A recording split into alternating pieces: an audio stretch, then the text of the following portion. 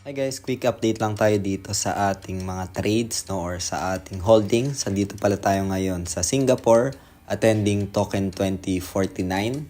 So share ko lang dito yung earnings natin today habang nag-attend tayo dito ng event. Pero bago tayo dito magsimula, kung hindi nyo pa na-like itong video na ito, please like this video first. Subscribe yung YouTube channel natin, turn all the bell icon para ma-notify kayo dito sa mga updates natin na ginagawa sa ating YouTube channel guys, no.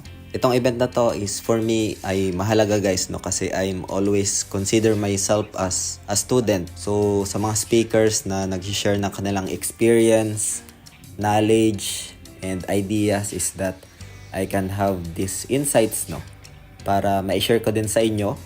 And yung events na ito ay malaking events, no, for the promising project. And doon natin makikita kung gaano sila kaseryoso. So try din natin dito mag-enjoy.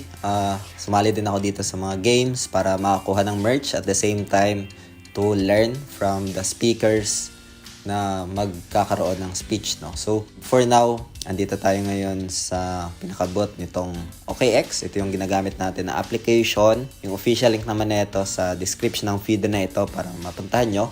And para na rin makaiwas sa mga phishing links online guys, no. So bali sila yung pinaka-title sponsor dito sa event na ito. And recently they acquire as well ng pinaka-license sa Singapore. So dito nga guys, merong mga speakers, no. Yung mga experienced speakers share their ideas, experience. Like for example, yung OG nung OpenAI. I mean, I'm looking at you, Alex, because you were at OpenAI. Which is the ChatGPT ngayon. Ay nag-share din ng ideas niya. And ito yung mga quick clips ng mga speaker. Funny here with the volume, I will buy this.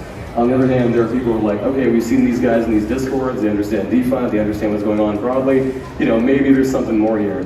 You know, build up of weeks where you try to get comfortable with the heat, even though of course it's never really that comfortable, but you build up to it.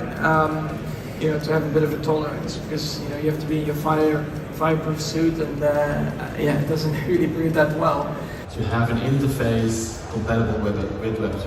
Because I think if the bridge between Web2 and Web3 is too complicated, then people will not migrate. And sobrang dami pa neto guys. Vitalik speaks nung morning, yung founder ng Ethereum.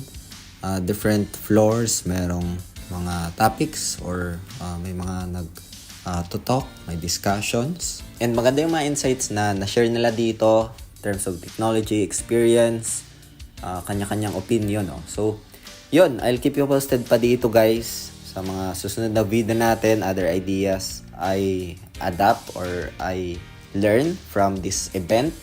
See you sa date natin, abang-abang guys. Pagbalik ko ng Pilipinas, I'll keep you posted dito guys, no? So, that's it for today. Hope this video helps.